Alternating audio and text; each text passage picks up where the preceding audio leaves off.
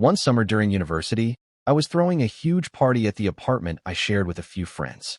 At some point in the night, after way too many drinks, I suddenly felt sick and had to rush to find a bathroom. Both were occupied, so in desperation I ran outside and leaned over the bushes. When I finally lifted my head, I noticed that the window of the house across the street was wide open. That struck me as odd, since I knew the guy who lived there, my friend Daniel, and he was at the party with us. Curious, I went closer and peeked inside, only to spot a stranger cramming valuables into a duffel bag. It took me a second to process, but then I realized the place was being robbed. I bolted back inside and shouted to everyone that someone was burglarizing Daniel's house. A few people immediately pulled out their phones to call the police, but most of the guys were already fired up. Armed with whatever they could grab, brooms, mop handles, and even a roll of duct tape, they stormed out the door toward the neighbor's place. The intruder, startled, tried to climb out the same window, but he didn't stand a chance.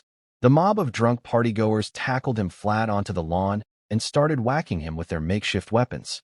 He froze in panic, completely overwhelmed, while one of the guys quickly taped his wrists and ankles together. It only got more ridiculous from there. Someone dragged out a giant garbage bag, and they managed to slip the burglar inside it, leaving his head sticking out. Wrapped in tape and looking like some bizarre holiday gift, the guy begged us to let him go and promised he'd never return. But the tape wasn't enough. A few guys went on a supply run and came back with a thick rope.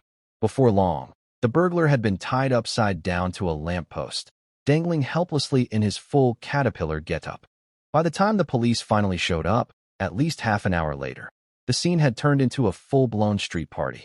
We'd hauled our speakers outside and were dancing around the tied-up burglar like he was part of the entertainment. Neighbors wandered over to complain about the noise, but when they heard the story and saw the guy hanging there, they couldn't stop laughing and thanked us for catching him. The officers did their best to look stern, but we caught them grinning. Turns out, this wasn't just some random thief. They had been after him for a while. Since none of us were over 21 yet, and no one had actually heard him, the cops weren't angry. They carefully cut him down, stuffed him into their cruiser, still wrapped up in his tape cocoon, and drove off. Honestly, I think that burglar will remember that night forever.